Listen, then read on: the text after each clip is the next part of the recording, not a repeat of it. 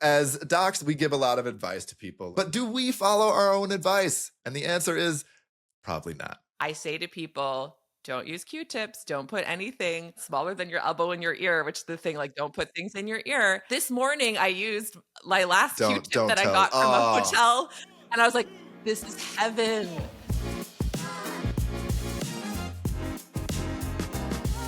hello. My name is Tony Chinqui, and welcome to Social Rounds, the podcast in which two of the happiest certain dropouts you'll ever meet give our unsolicited opinions on the states of medicine, the world at large, pop culture, and whatever else we happen to find interesting. And guess what?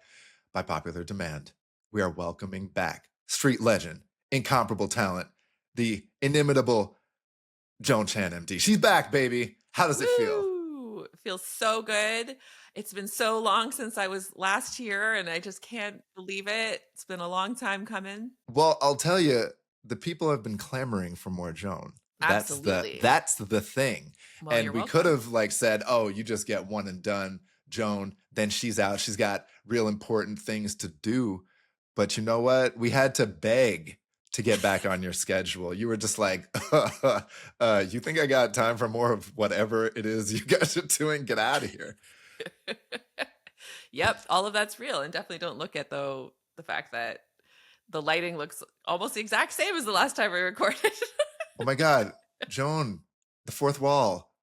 Do not kick it down. I do. I love breaking the fourth wall. Isn't You're it so fun? you're killing us out here. No, actually, you Okay. know what? Fine. Our whole deal here is we give you like a peek behind, Yeah, the keeping it real. magic, the podcast world magic. And yeah, we filmed both of these episodes the same I day. just took off my But you sweatshirt. know what? Wow. Yeah, and you know what? Joan, show them your sweatshirt or your t-shirt Oh. now. Yeah, my sweatshirt was a Hippocratic Collective sweatshirt, so that was good. But then here's my t-shirt, which for the listeners, has a uterus on it. Mm-hmm. And then the tagline says, go with the flow.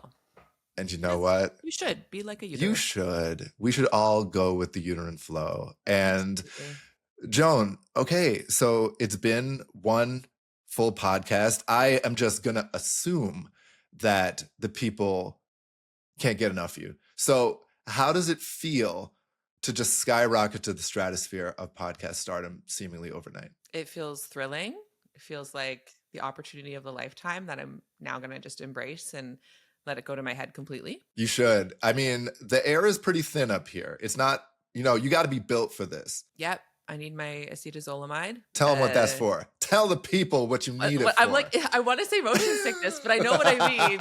Elevation sickness. What is it called? Is that what it's called? It's called something slightly. I've been out of the game, so I don't even remember. High up Altitude sickness. I said high up sickness, guys. I have not taken my boards in a long time. And honestly, I'm just flexing that I know that word, but I usually don't. Just like someone last week in clinic needed it, and so that's why it's in my brain. Otherwise, I would not keep it in my brain. It rolls off when you need it. Acetazolamide. Isn't that like fun to say? Now you watch that not be correct also. Yeah, I mean, yeah, we're going to get roasted if that's not correct. Please. We're going to get fucked up by the children for that one. The shame Ouch. would come upon. Oh my God, the shame. Frances May would just cut our contract with the HC. Anyway, well, it's been a good run. Let's just hop into perhaps our last news segment ever before we get fired. So in news, this is a segment in which we give our rapid fire takes on recent inside baseball medical news and outside baseball news of medicine out in the real world. And today we're talking AI, Joan. Yes. That's right. Artificial intelligence, it's literally everywhere in the world around us, from ChatGPT to self-driving cars and everything in between, and its role in the medical world is expanding by the day. The question is it actually helpful to us? So one of the uses of AI that's gained a lot of traction in the medical world is the ambient scribe. So what is this and how does it work? So basically, you have an AI program running on the computer that you have in your patient room, right? And it's connected to both your EMR and a microphone. And it listens to your patient interaction. And if all is working correctly, and you shouldn't need to give it specific instructions as you're going through your interaction, it writes your note for you. It formats in the way that you need. It gets the assessment and plan and all that stuff. So if you ask any senior physician, what one of the top gripes they have about their jobs is what we say, or what we term administrative burden, aka just paperwork, right? And stuff we have to type all the time. And many feel that if they didn't have to spend the 2 hours a day writing notes, their mental health and wellness would improve by several orders of magnitude. So, does it actually make a difference to the way physicians feel and, what they hope? So the answer is probably. So in a recent study published in JAMA, they surveyed about 1,400 physicians across a wide range of specialties and experience levels from Mass General Brigham and also Emory Healthcare, my med school alma mater. And they were all given access to ambient scribe technology. And then after using it for several months, we asked them essentially, like, you feeling better or what? And they got a pretty low response rate, around 10 to 20% at each institution, which is no surprise since doctors hate filling out surveys. But people seemed, in general, those who wrote back seemed to like it. They reported a 21% reduction in burnout symptoms at MGB and 30% increase in well-being at Emory. Of course, not everybody liked it. It didn't work for certain people's workflows. Some felt it wasn't accurate enough and gave them more work to do at the end of the day because they had to fix everything.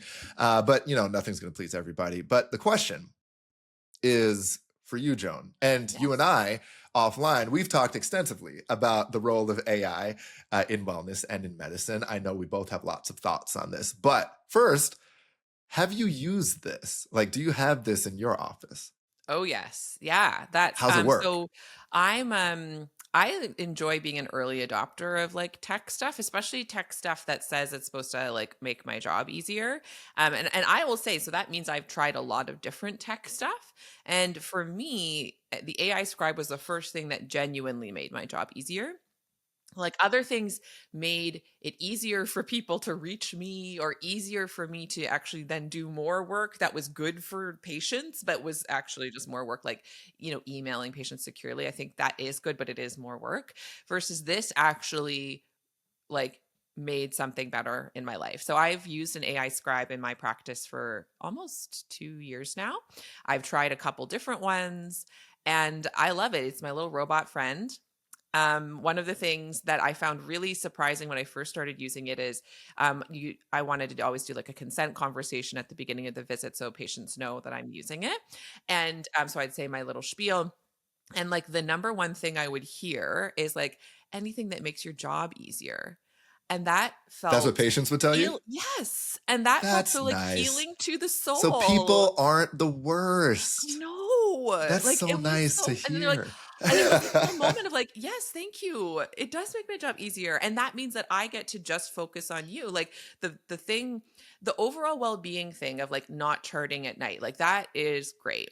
And the thing that actually enhances things more for me is that like, I can do my one big job, which is looking at the patient's face and holding space for them and listening to them.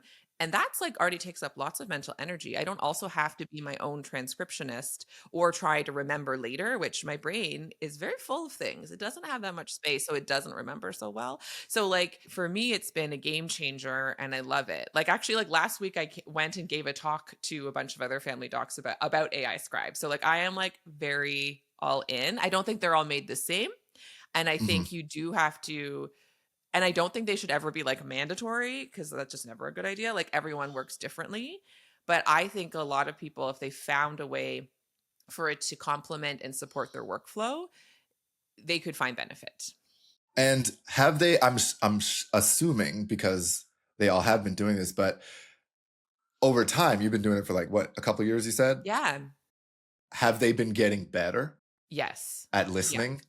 And, because I know in all these different arenas of AI, people think, because you're an early adopter, I'm like very into this stuff. Like we're kind of in the minority, right? Like we're really into this. We know what the updates are and all that sort of stuff. But most people, if they hear AI scribe, their first thought is, well, I have to talk to this like I'm talking to a robot. Like I have to, be very regimented and say exactly the right thing as if it is only just transcribing exactly what I'm saying, but it's not transcribing, It's listening. No, it's listening. Like the way the ones that I've used work is it does transcribe it, and then the AI kicks in and assesses what the transcription did and summarizes it into a note. And I switched to a new one because the new one is like specifically for family medicine and also has features that kind of works like ChatGPT. So I can like do my whole note and then I can say, turn this into a referral letter to an ENT. And then it will like only take the parts that are relevant and summarize it into a referral letter and like turn it into a disability letter for this person's work. And then it will take the relevant parts and turn it into that. And then you really want to like weep for joy because like those are all the things that those are the time sucks. Crappy to do. Oh my gosh. I love this. Yeah. All the people out there, don't fear this. This is cool.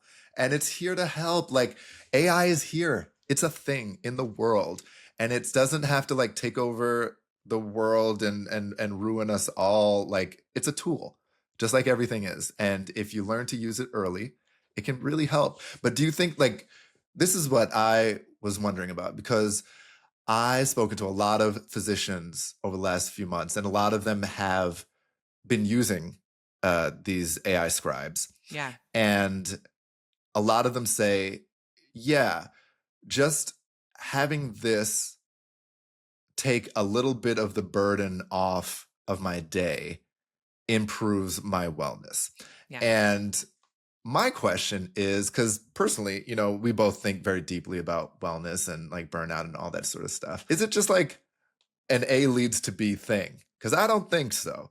Like personally, you know, I know a lot of folks, you know, if you're given more time, are you using it for your wellness? Do you just convince yourself it's wellness, but you just fill it up with more stuff that, you know what I mean? Oh yeah. It's not going to create wellness in your life. Like you say, it's a tool. And just like, you know, a hammer can be used to hammer a nail or hurt a person, right? Like you can use this tool for your benefit or for your detriment. Like I was looking up some stats about AI scribes, and it was like, one of the things it does is it increases productivity. And that's where I'm like, ooga, get away. Cause I'm like, no. And it's like, it allowed people to see more patients per day. And I'm like, no. Cause I listen, I know more people need to be seen. Like I know people need to be seen. But I am not of the belief that any person currently working in the system needs to see more people. I am of the belief that people probably need to see less people in order to actually have space for their lives. I mean, that's what I've been thinking about. I was just like, maybe call me pessimistic of our corporate overlords. But if we demonstrate that we have a tool that makes us more efficient and gives us more time, and then they're going to be like, great, see more people. Yeah. And then we're back to square one. I know. Time and energy and wellness wise, right? So yeah, it doesn't absolve the systems and the structures from actually like looking deeply at themselves and asking themselves why they think the answer is always to have the pre-existing population work harder to fix their supply demand problem. I work in an environment where my corporate overlord is me. And like no one is coming to me and saying you haven't seen enough patients. If I see more patients, I could technically make more money, but I care about happiness more than money because I have enough money already. It's fine. Like I'm paid well enough. And so I'm not interested in maximizing that further. And that's easy for me to say because of the system I work in up here in Canada.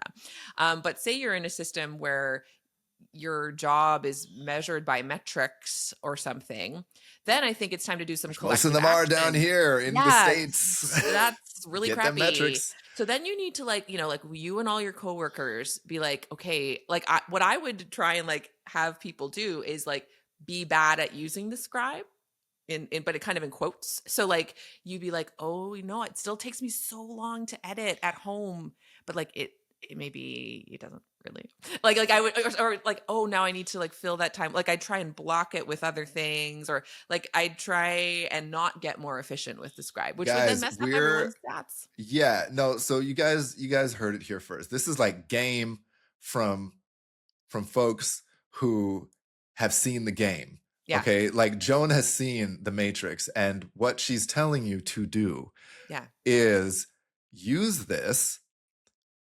Let it make your life more efficient, but don't fucking tell anybody. Don't tell him. Be like I was still in there the whole time with the patient, and then you are actually don't tell your boss. taking a nap.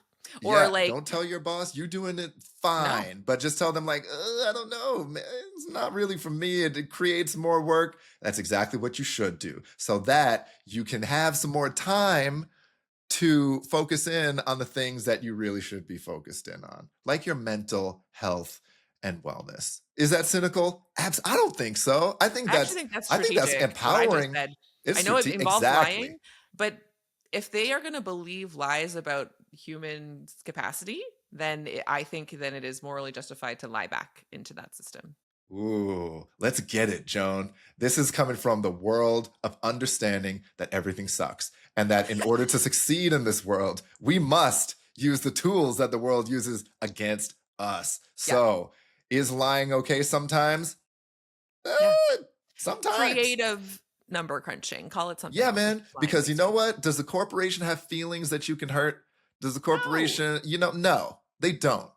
Yes. And so protect yourself. And use the tools available to do so. Yes. Because they're not going to show up, when you're sick or when you're on your deathbed. Like, you got to put in the time to get the people who will show up, like, involved in your life and make time for them. Yes. I don't know if you're being slightly facetious, but I'm like, I am not. Straight up. Okay, good. No, I'm preaching right now, Joan. Like, this is real. You inspired me to go hard on this. I'm just like, oh, Jesus, I'm into that. No, we have to. Like, this is resistance from the inside. Like, it's genuinely needed because they just aren't getting the message. They're like, oh, great, more efficiency. Now you can see more people. No, come on. Oh my gosh, Joan, let's radicalize people. I like doing that. I think that should be a goal. I think it is. Probably one of Frances May's main goals with the HC, but especially this podcast. Like, let's radicalize people to like do what they need to do to take care of themselves and say like, fuck the system. I'm over all of it. I don't have a lot of respect for it. And this actually leads us into our next story in a very interesting way. So I want to talk about this one a lot. So this is a great story that actually I was just amazed that our producer Hannah found, because I've been hearing about it a lot since I live in England. And so this, for Outside Baseball News, we're heading to England, where I live. It's several hours ahead of you guys, and where things get weird. So it was recently reported that a vascular surgeon who's been employed by England's National Health Service, the NHS, has been thrown into the slammer for 2 years and 8 months for crimes. Now let's talk about crimes. Criminal activity and victimhood. Those are things I want you to keep in mind here, because I think this story raises super interesting questions. So this dude, his name is Neil Hopper.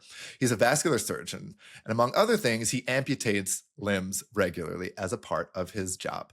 Now, back in 2019, he developed a mysterious illness of both of his lower legs that doctors dubbed sepsis, even though they never found an infectious cause. So I'm not sure you can even really say that, but they didn't know what was wrong with him. The legs weren't functioning. They were kind of dead and giving him a whole lot of pain. They were wasting away, so the doctors advised bilateral below-knee amputations. The surgery went well.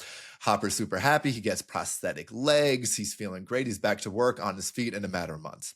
Now, fast forward a couple of years, and there is an unrelated police investigation going on for just someone completely different. This person named Marius Gustafsson, who ran a website called Eunich Maker, which is it's like it sounds, guys, okay, on which you pay money to watch videos of men willingly having their balls removed, okay, and you watch it in all of its detail.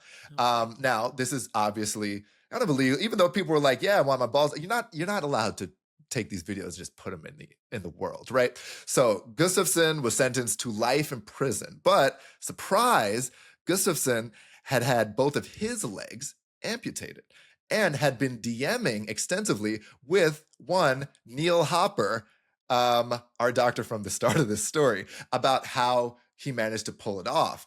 And it involved lots of dry ice and freezing your legs. So Hopper, in addition to having these conversations, he was also buying some of these Eunich videos. So that's how police started looking into him, right? This is well after, Hopper had his legs taken off. So the mysterious illness of the legs, it was actually manufactured by Hopper by freezing his own legs with dry ice until they were no longer functional so that he could convince the doctors to remove them. So, fraud, right? And the body mutilation videos on his computer, they were deemed extreme pornography because that was, it was a sexual thing for him. There was no kids involved. Yeah. These are consenting men getting their nuts removed. So it should be noted, and I think this is very important, that he states that he suffered from body dysphoria for his entire life and has felt like his feet have always been this unwelcome extra, he says, and it's been a source of never-ending discomfort. Now, it also should be noted that he never had any complaints from his patients. They reviewed all of his records. It showed no ill judgment at any point.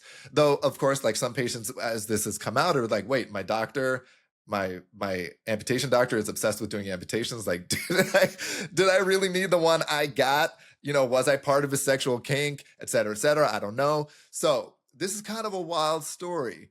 And now this guy's going to jail, and he had his license revoked for the crime of victimizing the healthcare system. Okay. Now that was the crime. That was the crime. Now, Joan, interesting. What are your thoughts on the scale of jailable offenses here? Where does this story fall? And keep in mind that we are radicalizing the youth right now. I do think it's really interesting that they said victimizing the system is really wild language to me. Because that's what fraud is. It's victimization even fraud, of a system. Yeah, I guess I get it. But it's so personifying the system in a way that I think which is so obnoxious, right? Helpful. Yeah, fraud, it's fair enough. But though, he induced self-harm enough. It's not like he lied about the fact that his legs weren't working anymore. He lied about the fact that he self-harmed his legs enough so that they weren't working. So that seems interesting and kind of gray because say harm came to legs in other ways. You don't think, say people do extreme sports and they know that they could come to harm. Obviously, no one's going to say, well, you don't deserve care there. You know what I mean? There's sort of a scale thing happening here. I'm not saying I'm deeply curious about Neil. And how is he, Neil? And what how you doing, happened Neil? to him, and who might need to, he needs love in different places, or I don't know. I'm psychologically. He says he's got this dysphoria. I'm curious about that. I'm curious if that now feels like it's totally resolved now that his legs are gone. Because if he's also buying these videos, has he actually resolved the underlying problem? I really would love to just psychoanalyze Neil. Yeah. Well, that's the thing. This is so funny. I saw this story and I was like, why do I know about this problem? Why do I automatically have empathy for this guy?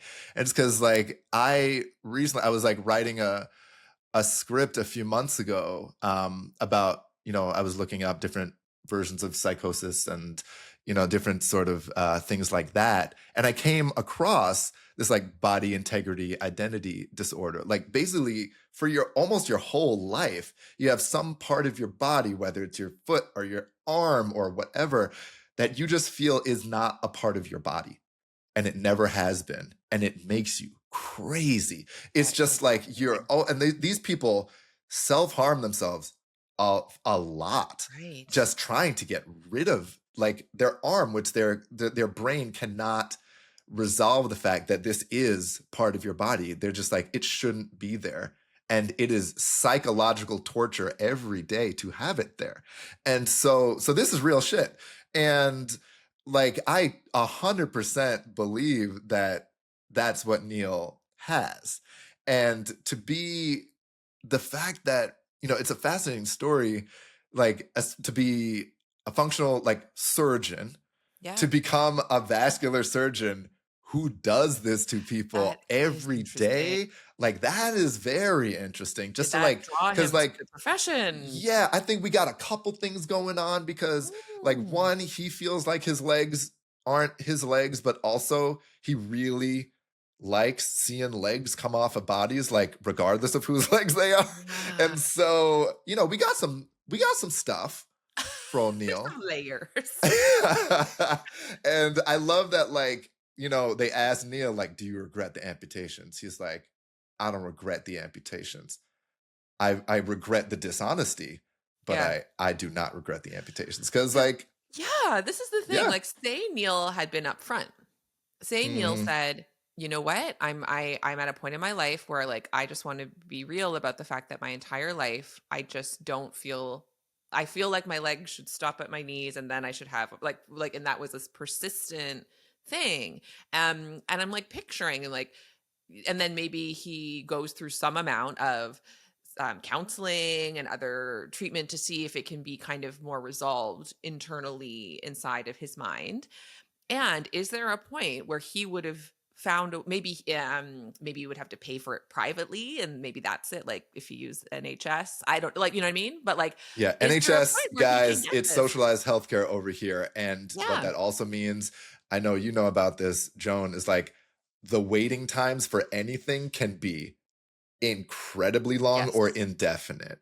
And I feel that if he were being vulnerable with his providers about having this extremely rare and poorly understood kind of psychological issue, this would have never happened. And ultimately, he would have probably tried to do it himself. And like, maybe, I mean, hopefully not on himself, like, but like there could have been ways where he did it where he didn't have to involve public healthcare. And I don't know, it's such a sort of interesting, like which part of who's the victim, or there's because I mean, this is different now. These aren't like corporate overlords. This is nationalized healthcare on which everybody relies, and everybody is waiting their turn. And he knows the system, and he went to great lengths to figure out how to jump ahead in the system for an operation that some might say was never necessary in the first place. I can see that. I can see that piece being the defrauding piece. You know, it's light fraud. I think it pushes the right fraud buttons. But personally, I empathize with Neil. I feel like the psychological torture of feeling like a part of your body should never have been there is something I can't imagine. And it's just like, imagine like, take, you're addicted to cigarettes and you got to stop. But your body is just telling you, nope, you need a cigarette. Nope, you need it right fucking now. And how desperate that makes you feel as a otherwise rational person, right? Like you feel helpless in the face of that pull. And imagine that's how you felt about, your own body for your whole life. And there's no cigarette to smoke to make it go away. You know what I mean? Like, It's tough out there. And for him to be as functional otherwise as it seems he was, like, I don't know. Or maybe he's a dick. I don't know this guy. But like, I don't know. I'm inclined to give him a bit of grace here. I feel the same. I feel like, and he could have made his desires known in a way that didn't have to even cause himself the same kind of self-harm. But for whatever reason, he thought, and maybe it is because this kind of thing is misunderstood, and he thought that his healthcare providers may reject him, and he feels shame about it. Shame is the real victimizer in this whole situation, as it always is. Shame is the thing that makes us do things that otherwise, like if we had just a real neutral view of someone coming in and saying, this doesn't feel right to me, and I've looked through my options, like just to say explicitly, I am in deep support of affirming surgeries of many kinds when people feel persistently like their body isn't right, like explicitly, like gender dysphoria and gender affirming surgery. And I'm not saying these are the same thing, but just to say that, like, I think this is something that needs deeper thought. There's like other salacious things of this particular case that, again, it's like layers of the shame thing that make this all salacious, where like you just wonder if there's just less shame about stuff in society, if any of these things would actually exist. Like, would that website have to have existed? Anyway. Like, why can't it be easier for us to see Eunich procedures? No, if that's just don't know if Guys, that's the take I was trying to make. I don't know, Joan. That's what I'm taking away from this entire conversation. But I actually also that's do my have jam, y'all. questions. Like, these are Like, grown men. They're gonna have it done anyway. Can I watch? well, I That's am my genuinely thing. curious. I'm shocked to learn that that's illegal. Honestly, I actually, because like if they're adults and they agree to it and they put it on a place and they knew that people were going to watch, if everyone involved was like yes, yes, yes, yes, yes, yes, yes, I'm actually like, why I is think it probably, I didn't look too deep into this, but my guess would be it has to do with the country in which it's going on, and their general rules about what is acceptable on the internet, because different countries, like I know in America, like there's not a lot of rules about what can't go on there, but like in the UK, like you can't just watch free pornography on the internet. It's not, you're not allowed to, like you have to like figure other things out, because that's the rule. Oh, okay. Well, then that makes sense in that context. Yeah, so different countries have like different things. I mean, That's hey, and I fascinating. don't know in which country the Eunich website was. I don't know if Yeah. that was UK. I don't know if it was elsewhere. If anybody listening has intel, you can anonymously let us know. Unless, and you know what? I would encourage you to not anonymously let us know. Like, use your name. Say it with your chest, because we don't want any shame going on around here. Because shame is the real victimizer. That's what we're learning I really think today. so. That is fascinating. Isn't that wild? Hey, listen. Also, I do think, okay, the headline, I don't know if this is the headline, like the headline that's in our script says surgeon jailed after amputation of own legs. I do think that is a misleading headline. It's a very misleading headline. That's the headline I've been seeing in the news recently, and I was like, well, I have no idea what's going on here, but because that's a whole other level of like, oh my, you couldn't have had a friend come and help you. Yeah, like you had to do that in the garage, bro. Like, yeah. Okay. Yeah. No, so guys, I think we're doing an excellent job getting into some murky shit today. We are in the gray. That's where Joan Chan lives, and she loves it. Yeah, let me hear. Let's go. But we're gonna like lighten it up, and as we wrap things up today. Okay, so we're getting into social rounds. Our next segment, this is where Joan and I will become your life attendings, because it's become abundantly clear that many of you out there are in desperate need of guidance, and we've got the kind of wisdom that only comes from running out of fucks. At least I do. I don't want to put words in your mouth, Joan. No, but I have very few fucks to give, and I use them strategically. As you should. Yeah. And as we all should. God, you're just dropping gems. Can I say that? You just like, every now and then you just casually drop like just a beautifully crafted and very important sentence. And I'm just like, oh yeah, I should be thinking about life in that way. So that's what you're bringing right now. And I just wanted to let you know that.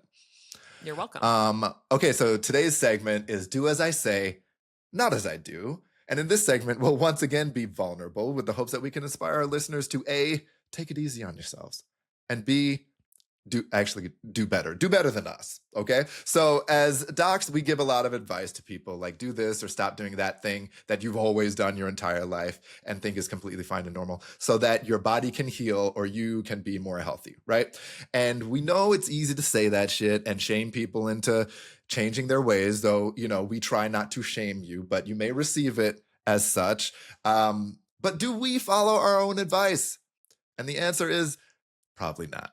And we don't like telling you that because we like you to look up to us, but we have a little trouble with this. So, Joan, I would love to know, what is some advice that you give out freely to patients, but completely do not live by yourself? I know. And I saw what I think is your answer, but it was already my answer before I saw it. So maybe I'm stealing yours and I'm sorry. But I really thought about this because like I actively try to not give advice to people. Maybe that sounds weird because I am a doctor and I see patients. Yeah. Explain yourself. What do you mean? I really, like philosophically, I am very much a fan of everyone's on their journey and everyone has to discover their own wisdom for themselves. And I may ask inquiring questions of like, say they're doing some kind of activity or some behavior or habit. And I'm aware that for most people, continuing to do that habit will be detrimental to their health overall. But the point where I start, it's like a coaching approach of just like, tell me what that's bringing to your life now. Do you see any like long-term, short-term, like what's the fallout even in your body right now? Because I also think our bodies are like actually quite good at telling us, please stop, but we've covered the signals. And so like, I really, if anything, just do inquiry-based reflection with people, but I'm not doing a laundry list of what they should or shouldn't do. In fact, I find it deeply uncomfortable if patients be like, should I eat red meat? And I'm like, what do you feel like doing? I'm like, the dose makes the poison, everything in moderation.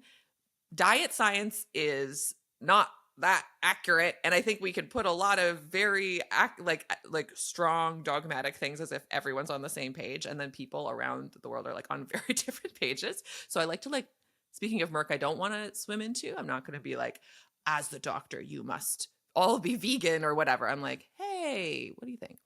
And things like smoking, I'm like, everybody knows this isn't an education problem. This is, like, if anything, stigma, shame problem. So I like to say, like, hey, how are you doing with your smoking?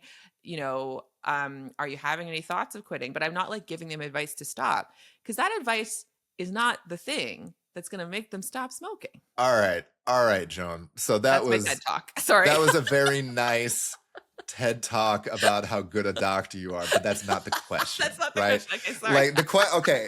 So you don't give advice because you're an enlightened doctor, but what there is a piece of advice. What do you do in your life? I feel like a hypocrite. That you know you're not supposed to be doing that shit, and you feel some shame knowing that you know better. This is the one.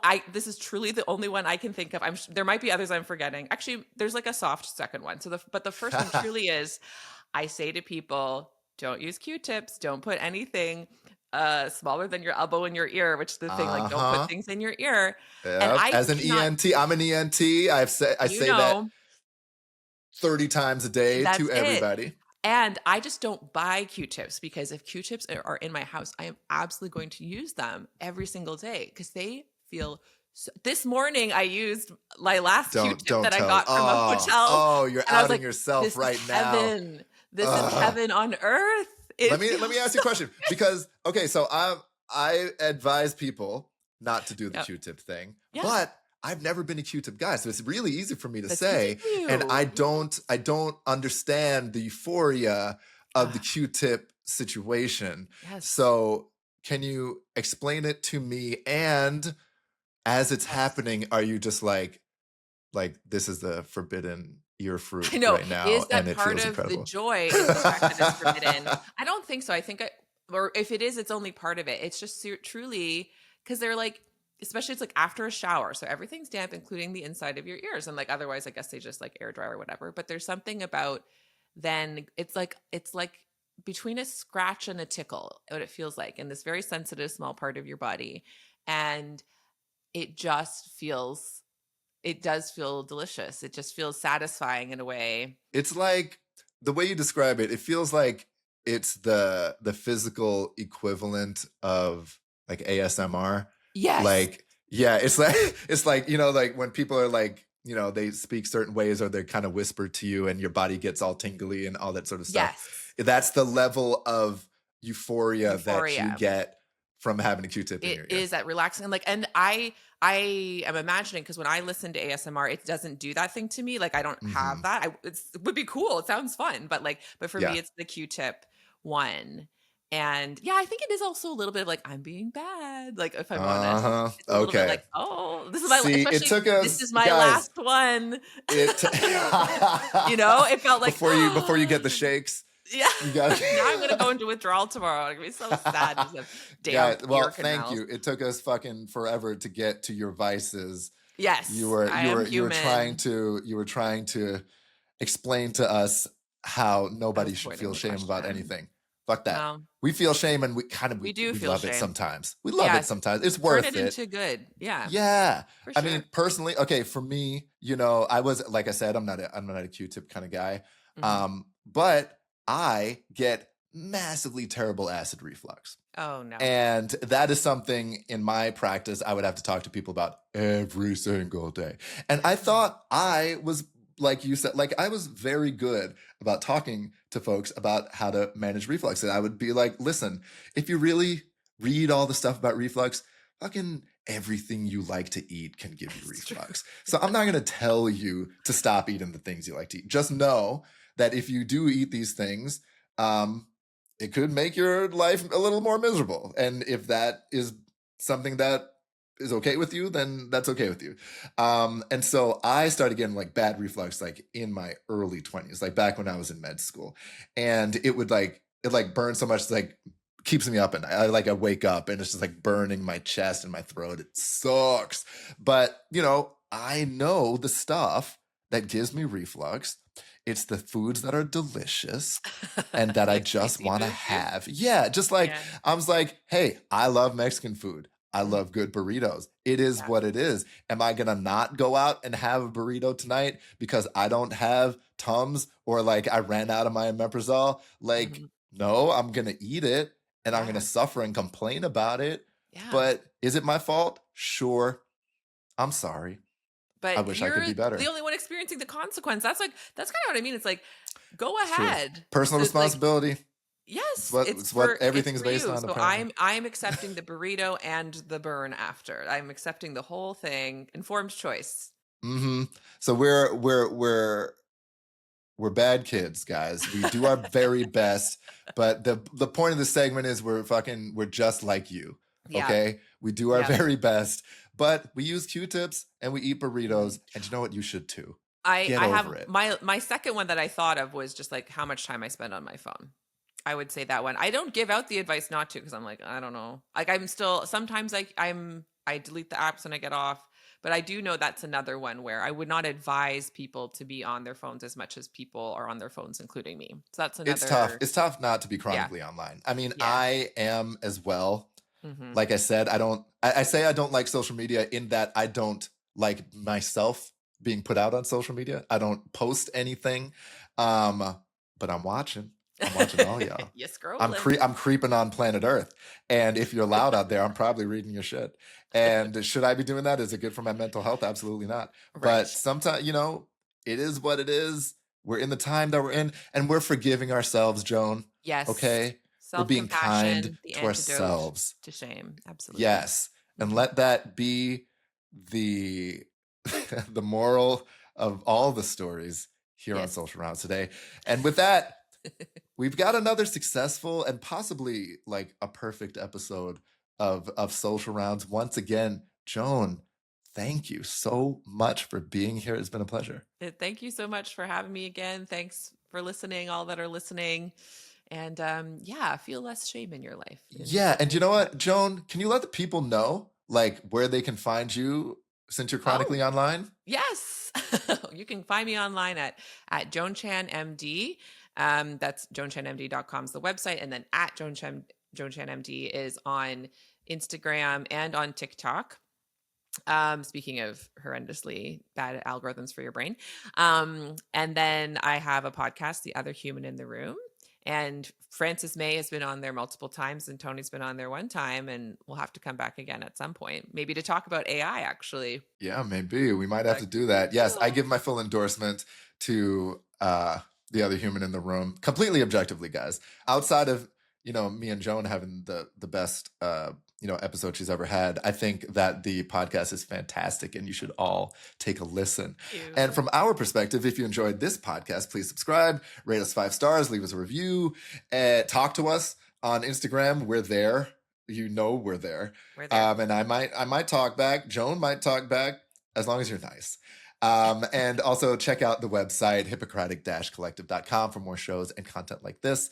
Thanks again for tuning in. We'll see you next week. Goodbye.